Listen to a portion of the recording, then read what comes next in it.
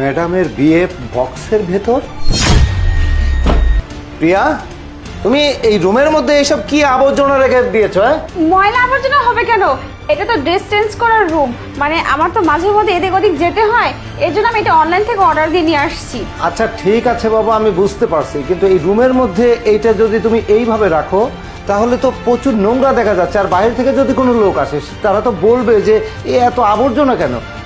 তুমি এক কাজ করো, তাড়াতাড়ি করে বাইরে রাখো তো এটা। আচ্ছা ঠিক আছে, আমি বাইরে রেখে দাঁড়াও, আমার জিনিস তুমি কেন বাইরে রেখে আসবে? তুমি এক কাজ করো, তুমি অফিসে যাও, আমি এটাকে সময় মতো বের করে দেবো।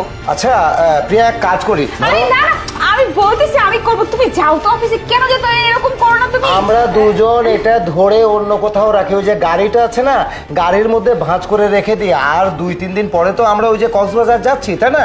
আর সেখানে যখন যাব তখন এটা নিয়ে যাবো, যেহেতু ওখানে ড্রেস চেঞ্জ করতে হবে। আমি পারবো, তোমাকে এত কিছু করতে হবে। তুমি অফিসে যাও, আমি পরে আস্তে ধীরে এটাকে গুছিয়ে রেখে দেবো। তোমার তো ঝামেলা আরে আরে বাদ দাও না, যাও যাও। কি ব্যাপার প্রিয়া, কি ব্যাপার? এটা এরকম নড়ছে কেন? নড়তেছে? ও মনে হয় ইঁদুর ইঁদুর ইঁদুর ইঁদুরে খুব উৎপাত হয়েছে, বুঝছো? আরে বাবা, ইঁদুর? হ্যাঁ হ্যাঁ তাহলে এই তো বড় বড় ইঁদুর, তাহলে তো সমস্যা।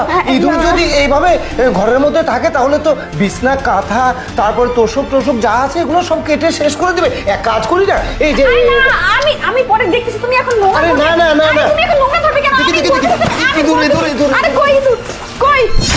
দেখছো ইঁদুরটা মনে চলে গেছে, পালিয়ে গেছে, বুঝছো? ইঁদুর ইঁদুর নাই, চলে গেছে চলে গেছে। তুমি খামাক খাইতে নিও। আরে আরে চোর চোর চোর চোর, ধরো ধরো ধরো, চোর চোর চোর। তুমি কি বলছো?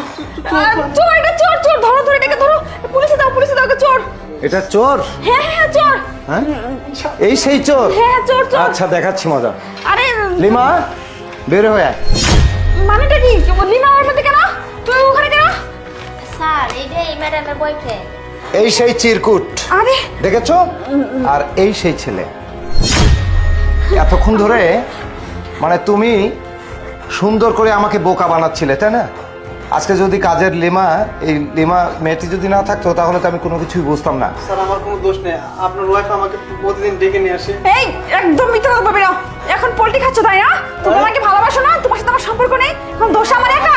বিশেষ করে আমাকে এখানে আসতে বাধ্য করে স্যার, আমার একটু দোষ নেই, আপনার ওয়াইফ আমাকে ডেকে নিয়ে আসে স্যার। তার মানে আমি সংসারের জন্য এত কিছু করি আর তোমাকে আমি যে ভালোবাসাটা বাসি এবং সমস্ত কিছু দিয়ে আমি ভরিয়ে রাখি, এখানে আমি কাজের মেয়ে থেকে শুরু করে সব কিছু আমি বাসায় দিচ্ছি যাতে তোমার কোনো কষ্ট না হয়। সমস্ত